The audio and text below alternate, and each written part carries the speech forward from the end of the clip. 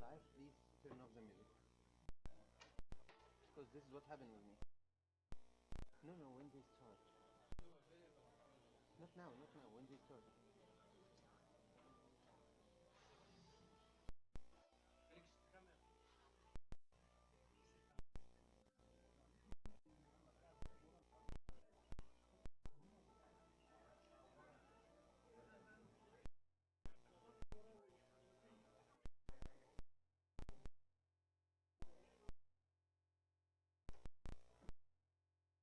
Okay, Joshua, should we do the microphone again or it's okay? No, you told me we let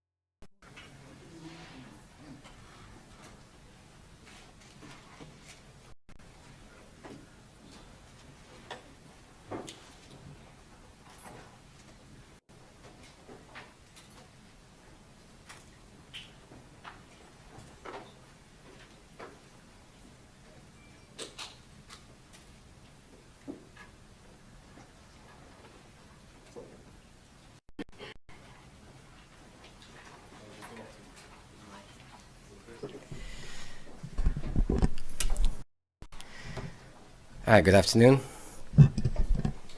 First, before we start, we have a few things I'd like to, as housekeeping, things I'd like to share with you. Um, it's first I want to thank my team, EV Actions, the people behind the setup over here.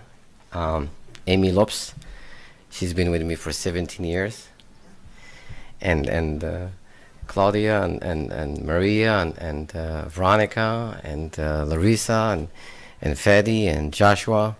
Those people made this things look so beautiful. So I want to thank them and bottom of my heart. And I was when I started the idea a few years back, I was when I told them Morocco, they was like, "Where's the invoice?" I say, "Well, there's no invoice here." Yeah, but we need an invoice. And I say, "It's Morocco Day." Yeah, yeah, but the invoice.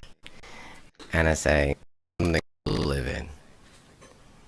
And she never, say anything after the word, right? So thank you for being patient. Make sure everything that's is in place. I also have to answer a few questions. Sometimes I ask myself. A lot of people ask, "Is Morocco Day? Where are you doing it?" And I think what happened being in this great country, like 17 years old, trying to find out where is the American dream? Where is the American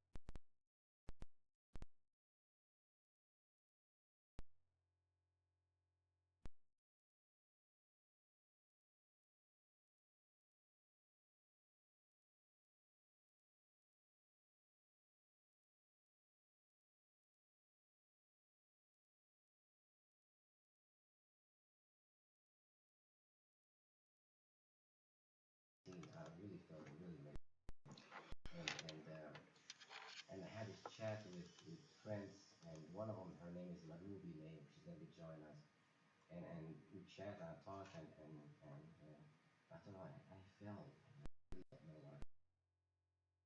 from my heritage, but no one shows up at my event, and it's like, who is your audience? It's like, I don't know. I just want to do something. I want people to celebrate my heritage. I think that's the first mistake. You have to know your audience, and you have to know exactly who you talk to. But you know, does DC knows what you're doing? And I was like, no. Well, the first step. So she went to the mayor's Bowser, Washington D.C. And then she handed me a proclamation on Morocco Day. I was like, what is it? I was like, this is something for you to celebrate. So moving forward, this is something that you should be very proud because you're very passionate. So she's not really my angel.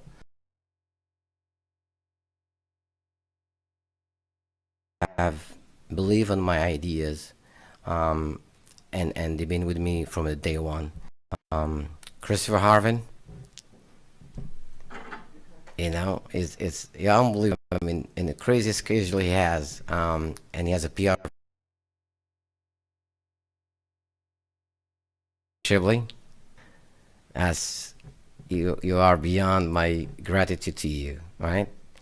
Um, Adib Sleeki in Morocco, he made everything is possible. And I did tell him that, to be frank with him. I told him, look, I don't have the money to pay you to get over here. I was like, don't worry about that. I'll take care of my own thing, but I'm happy to be with you. Not only that, I'm gonna change the perception of Morocco Day, and we're gonna make it bigger. We're gonna celebrate here. We're gonna celebrate Morocco. So I want to thank you for that. Mr. Neji, he is really a friend of mine that he works with me, but also he helped as a journalist myself. Our voice is heard in Morocco. You know, I do a lot of coverage for the Moroccan TV, and every time I tell them that we have a coverage,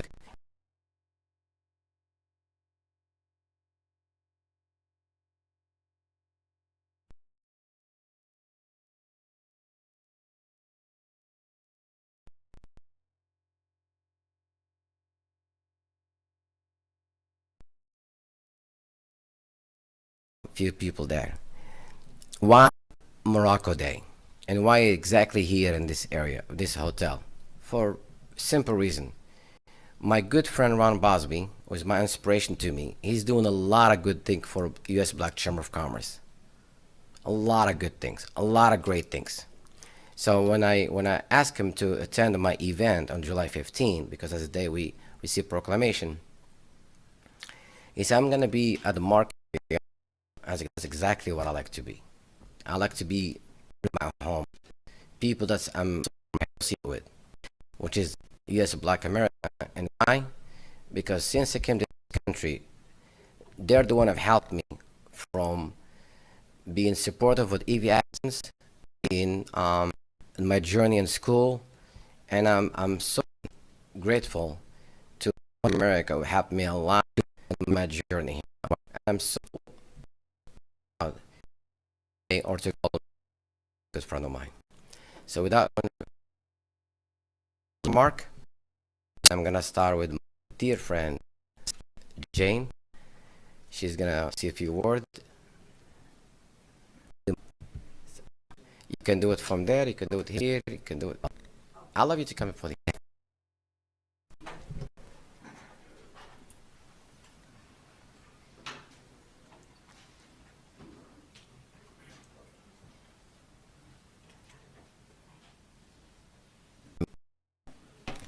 Good afternoon.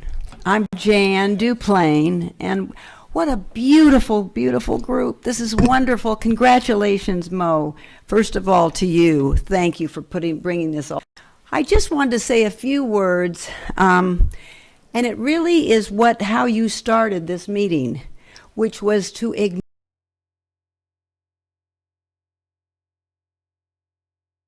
cultural diplomacy in Washington, which I've done for the last 15 years. It's all about relationships, isn't it? It really is. Everything in the end is about relationships, whether it's on the political level, whether it's on the social level, whether it's cultural, whatever it is. In fact, my theme song is Make New Friends, Keep the Old. One is silver and the other is gold. In this room that has worked with Mo for so many years. I just want to say a few words, if I may, about Morocco. I started working in the diplomatic community in Washington 15 years ago, launching a area. And initially people said, I don't know if embassies are just going to open their doors to everyone, because this was post 9/11. But they did. And Morocco was right there at the very beginning and has been throughout the 15 years. Even this last year, the Moroccan team went about the African. What I do is called Embassy Chef Challenge. And that's going to be this year, it'll be October 13th, and it's going to be at the Smithsonian, the Museum of American Art. I mentioned this because the first year that we did the Embassy Chef Challenge, Morocco won. Very first year. Later on in 2019 or 2009, I don't know, the ninth year that we did it, they won again. And this year, recently, the embassy hosted an event at a local hotel and flew in their chef, who's very well known, to participate again in the Embassy Chef Challenge. It's a fun event that brings together all the different embassies, and again, it's cultural exchange, and cultural includes food and fashion, which we're going to have later today, and other things. And it's all about connecting with people and ways that we connect. And the last thing that that I've been involved with was the fashion. And Morocco Embassy was involved with, we had a store window in Macy's, and Morocco was featured there. We are going to be having an event. It's going to be, let me just say this, Washington is not known as a fashion city. And we are not up there with Milan and Paris and New York and all the rest of them. But what we do have is the largest and most influential diplomatic community in the world. And it is a woman who is the Czech Republic ambassador's wife, Indira Gumarova, who created the idea of a diplomacy and fashion organization so that we have a special niche that it does feature our fashion from designers from around the world. And the first event that we had, Mo did all the AV, said, Jan, whatever you want, I will come and help you out. I probably shouldn't say that because then everybody's going to stand in line. Oh, you can do that okay, you can do it for Jan. But this is a man full of heart and helping. And so we did the first fashion show at the State Department. And Mo was our AV with Fatty, who did such a great job, always. And we're now going to do a bigger one, and it's called First Fashion Gala. And it's going to be celebrating the first ladies of the world and their designers. And Princess Jamala is who we love and is one of the most gracious women on this planet, truly. She is just a beautiful ambassador here. She's one of 4 women ambassadors, by the way. There's 180 plus embassies, and she's one of the 40. It's the largest group of women ambassadors. But she just said the other day, count us in, Morocco will be part of that. So I just want to say to Morocco, all the embassy chef, the cultural, all these different aspects of your beautiful culture, that you are a major player in Washington as one of the embassies that participates every time. And it means so much to me. And then to the friendship that I have with you, Mo, all these years, and your graciousness and generosity to all of us. We appreciate it. And your fabulous team. We know the women behind. I just want to say to all of you, congratulations to each of the person that are here. I know each and every one of you help and do programs that are important for this city. And I salute each and every one of you on this Morocco Day. Thank you.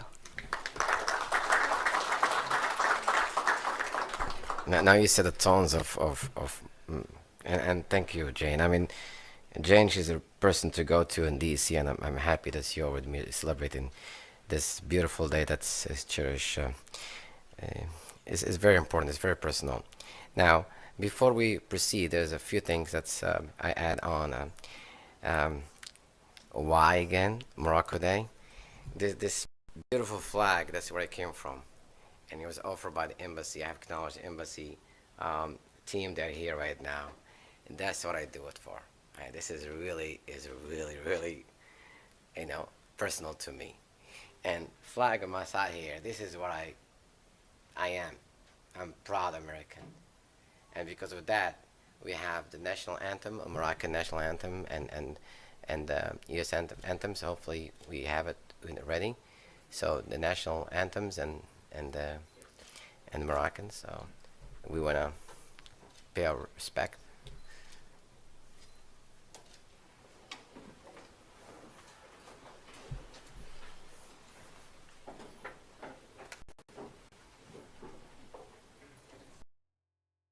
But doing multiple positions. So this is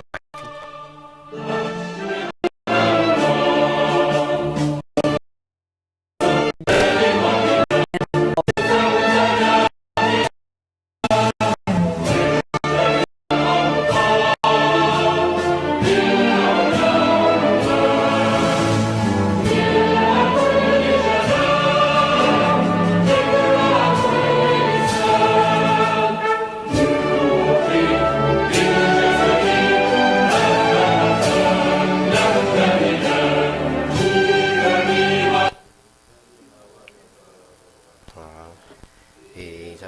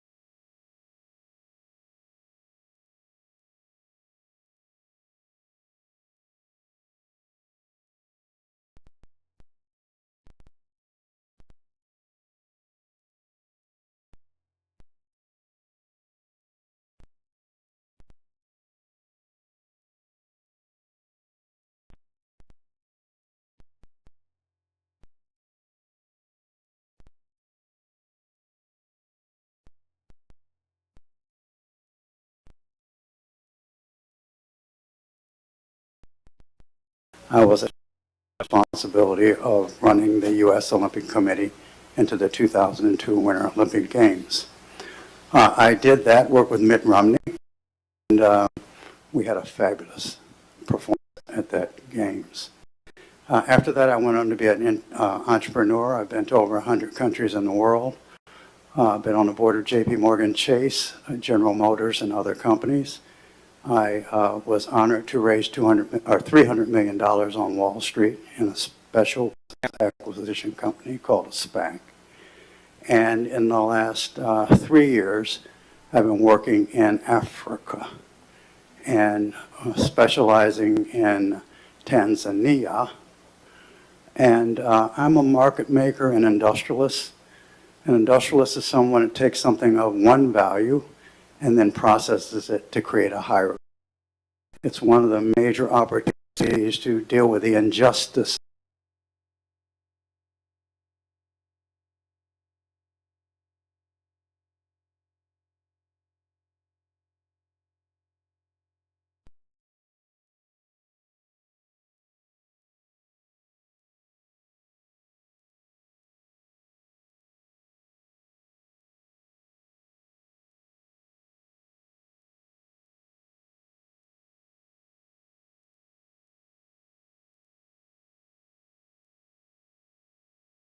Morocco. I'm a professor of neuroscience at City University of New York. I do, however, a lot of part of the social justice. You said, I take something and know what to do to add value to it. So I do research on, and again, Africa in general. So I do a lot of advocacy. I work with Found 5 for Solidarity. We created trainers to deal with autism, working with the WHO with Autism Speaks, implement gave her a training program at the university to implement for the first time a device that allows autism at age 1 to 2, which I'm going right after now to Morocco to implement this. So I do a lot of work in this kind of things. As I said, I do have a little business in Morocco, but that's the main thing. Thank you. Thank you very much. Albert, would you like to introduce yourself? Bonsoir, I am Albert Waknin, le fashion designer from Morocco. Et je vais me permettre de... Monsieur va me traduire, pour ce qu'on va dire. En tout cas, je suis spécialisé dans tout ce qui est caftan traditionnel. Et uniquement le caftan, que nous avons un héritage très important au Maroc. Et on a pu le manipuler, le travailler de façon à ce qu'il devienne dans une mode internationale. Et par rapport à mon travail, nous sommes au monde à avoir gardé notre habit traditionnel, typiquement. He is a designer. He is interested in the traditional clothes, especially the Moroccan kaftan. That he has a long history with the. And he is dreaming to have as ambassador of Morocco in all of the world. Et en tous les cas, je suis très honoré de partager avec vous ce beau moment. Merci. And he is very delighted to participate with you in this moment. Merci. Thank you. Merci. Mr. Ward, I think I'm going to have you kick off the first question, if you don't mind, your experience around the world and at the highest levels of the Fortune 500 companies. What would be your perception of the current global economy, and how is it influencing doing business and investing in Morocco, but also the greater part of Africa, which you have experience in? Well, I think the global economy is struggling, and some of it is COVID related. Some of it is that the value creation systems in the world have been stressed. I think the opportunity for Africa is enormous. I think Africa moving from basically monetizing all of the valuable resources in the land. Africa is the most resource-abundant land on Earth. And yet, it only accounts for 3% of the global economy as measured by GDP, gross domestic product. How can it be that Africa, with the most resources on the continent, still depends on foreign aid to support their national budgets? That in Tanzania, 1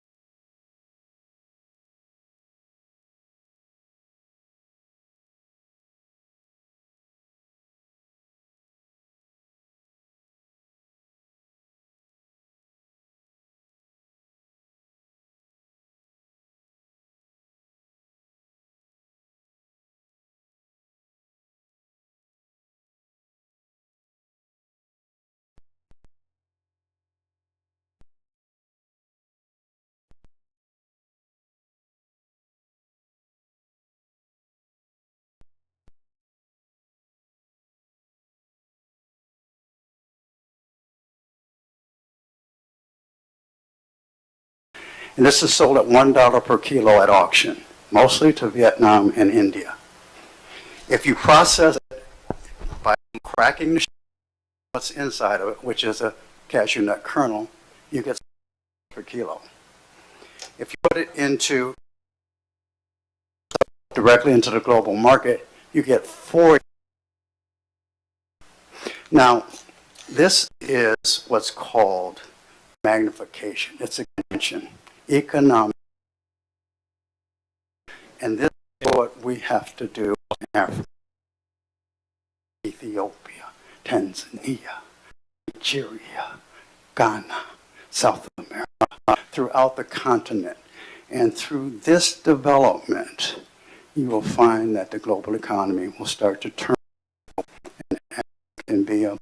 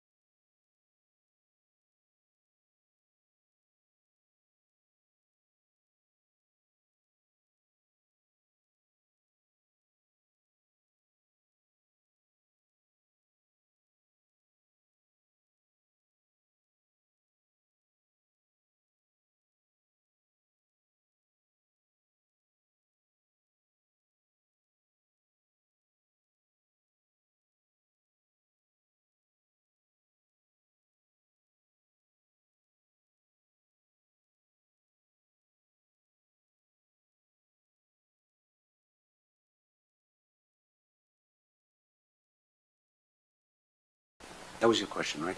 That's correct. What's the current climate, economic cultural climate, and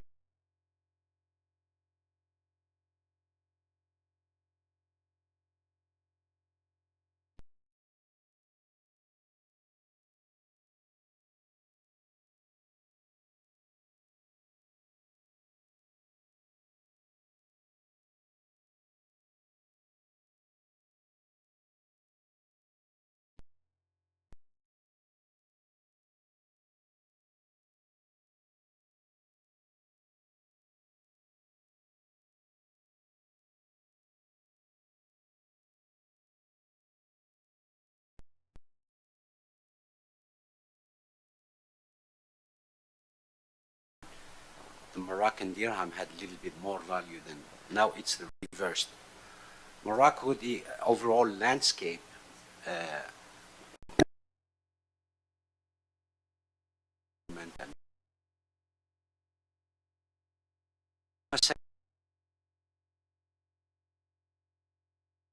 years. When I go to Morocco, the infrastructure has, it's really world-class infrastructure in terms of train, connectivity, so which obviously all this will promote. Banking system has undergone these changes. The incentives that the government of Morocco gives foreign company all will tend to attract foreign investors. Stability, of course, political stability is key. Despite what has been going on locally or internationally, the political climate has been very stable in Morocco, which is, of course, an added factor for any international company wanting to do business anywhere. So that's what I would say to your question. Excellent. Mohammed, would you like to touch on that a little bit? Oh, sorry, I apologize. Just about the general business climate and economic climate, and then, I think in an expansion of that, under the government of initiatives and laws and increase the opportunity for direct investment and trade, which is into the climate of what's there for investment and trade. And can you speak a little bit about some of the policies developed, or are there additional policies, and what are the impacts of those policies being in that environment? So it's really the culture and of what's happening. Sure, but first of all, I would like to respond to point to have. I have a point, because the Moroccan economy is based on what you said, that we're looking for investor, okay, and this is a good strategy, and we did it from wide, and but today there is an issue in how it goes. If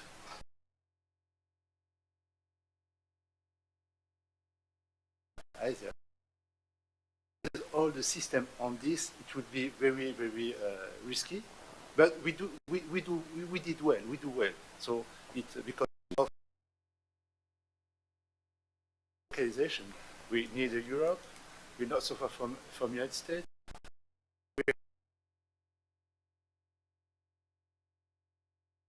Middle East, and we are very, very, so we are central. We centralize the world.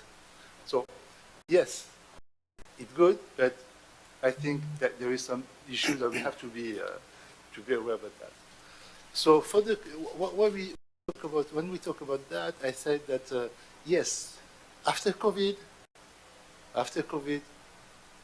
it's very hard to restart.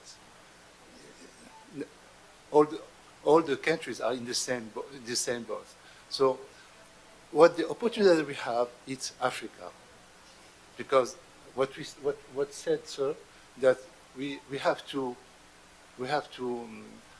all the platform that we have is dealing with the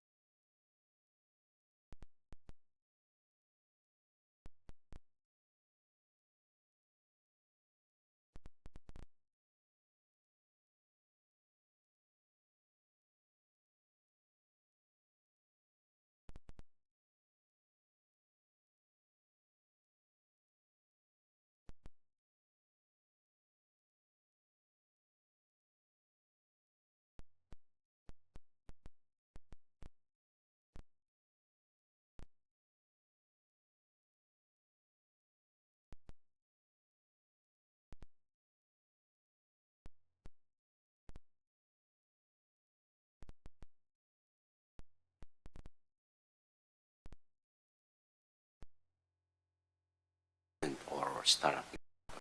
Excellent. Albert, I haven't forgotten about you here. You're based in Morocco, is that correct? So, what kind of advice could you give to those who haven't been to Morocco and who want a business? Do you think they have? Ce qu'il y a, c'est que nous avons une très bonne qualité de travail. Et en ce qui concerne la créativité, nous sommes bien placés parce que nous avons acquis beaucoup d'expérience, notre savoir-faire et le travail que nous avons reçu de l'Europe. C'est que nous avons arrivé à des technologies en termes d'industrie, des vêtements et de l'habillement. On est très très bien positionné et on est en train de se développer au niveau de l'Afrique et au niveau de la créativité. C'est qu'on est arrivé aussi à créer un vêtement c'est des créations typiquement marocaines. C'est-à-dire nos industries, avant on recevait du travail, on exécutait. Or que maintenant nous présentons des nouvelles collections, ce qui fait que nous avons des très grands ateliers qui exportent partout dans le monde. C'est-à-dire nous avons même des ateliers qui ont des marchés internationaux et qui travaillent sur les 5 continents en termes de textiles et vêtements. He has an important place in Morocco in the term of investment. He has experience in the field. Work has benefited from the experience and development of the work in Europe in the field of designing costumes and traditional Moroccan clothes. That have benefited from the development of technology and the development of the investment atmosphere in Morocco, and they have managed to their clothes can be exported to Africa and to do all the the 5 continents worldwide. They have a big attention to export worldwide, and they are seeking to develop it more in order to export it to more other countries rather than that they have.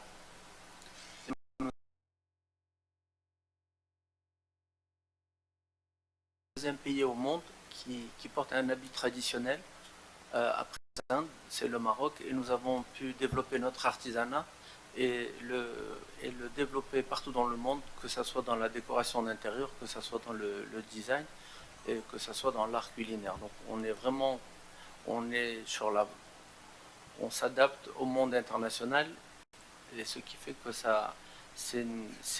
carrément on a pu créer une mode marocaine et qui est une mode vraiment orientale et qui plaît vraiment. They have they are ranked second worldwide after India. Morocco has developed traditional costumes and traditional costumes.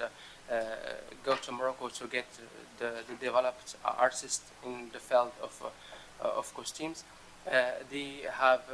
Morocco has developed of traditional artists, especially in internal and culinary and customs in general. They are the Moroccan costumes they are more developed and more people who are interested in traditional costumes. As a follow-on to that, Albert, are you doing business in the U.S.? Are you exporting to the U.S.? C'est en cours. On a un projet de créer avec une grande marque ici aux États-Unis qui a une ligne de prêt-à-porter, il y a plusieurs magasins, et ils sont venus dans mon atelier s'inspirer de la créativité, du travail, de notre savoir-faire et de notre travail.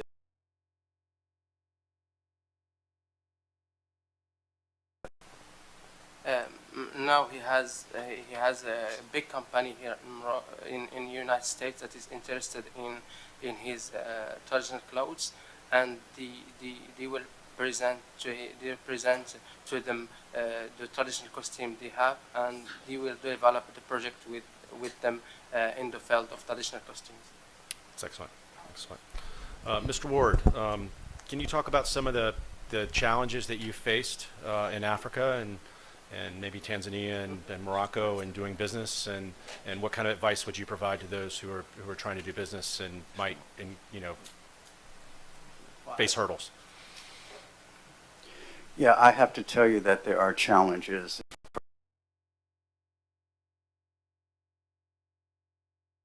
That by way of this conference. I will tell you this, that I have found far more opportunities than I have challenges. And I think we need to start to change our lens. Africa has such abundance. The problem is, how do you realize prosperity and wealth? How do you get to a middle-class economy? So I was witness to the industrialization of China over 30 years. And I will tell you that in China, when it started in the 90s, and those that I was working with then who were us on bicycles, and I'm telling the absolute truth here, that those same individuals today come and pick me up in Lamborghinis. That that the will of the country and its the way it works with the rest of the world is almost 100% different than the way Africa is doing with the rest of the world. If you take OPEC and the Middle East, there were two things that OPEC did. They went to value addition in oil, from crude to refined oil, and they organized themselves in a trading bloc that had a voice in the world energy market. It started with 5 countries, 4 in Middle East and Venezuela, and now it's 13 countries. Now, I say that to say that no country in Africa that has a voice in the global economic structure, not one. That what we do, Africa realizes the African Union has 6 regions. It has North, South, East, West, Central, and the diaspora. And I think we're at a time, and there are challenges for sure, but the opportunities are staggering. And we have to find a pathway to realize the promise of heavens to the people of the land. God put so many resources, most abundant resources in the land, and we see scarcity in the inhabitants that live there. Still, almost half of the people in Africa live below the poverty line. I'm not sure about Morocco. And I will research that statistic, but I will tell you this, that it is time for a new way and a new day. So the challenges are that no one country can do it alone. It is through unity that Africa will have to stand up. And I think that that unity is around what matters economically.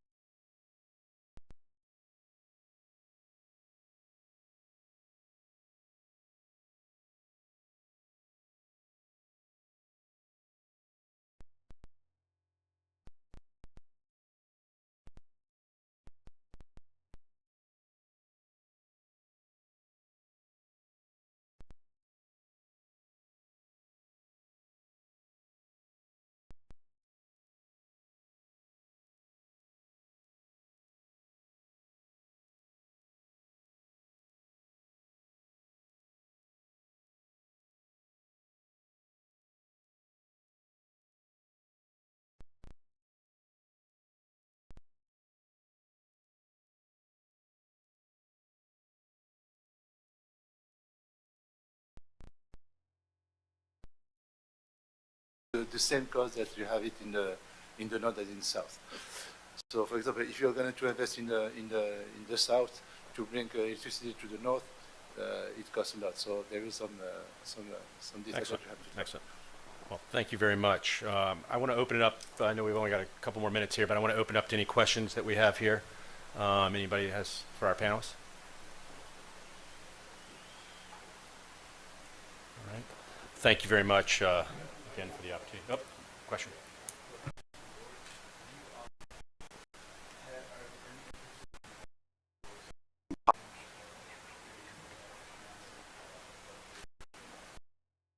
I am very much interested and committed my life to that. I've moved to Tanzania recently. I expect to have a very strong presence. I've taken all of the resources that we have around the globe, focused them on Africa. A connection with the diaspora. We have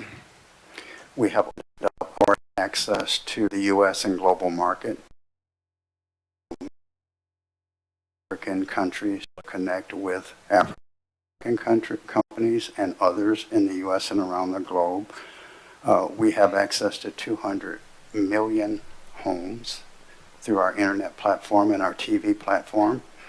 We have access to 1.6 billion households globally, and we want to open that access to the market to Africa to do trade not through brokers and traders that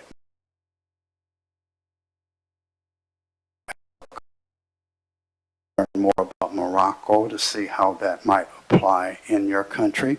I do know that in the countries that we've looked at, there's vast opportunities. So first, connect you with the global market. Second, follow the money.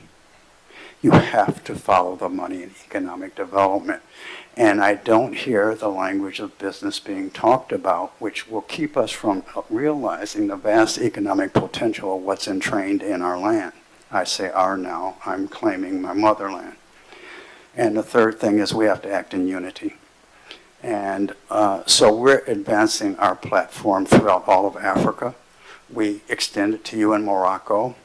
We have a website. It's WHAD, Ward Holdings, Africa Diaspora hyphen Global Connect GC. So it's WHAD hyphen GC.com. We will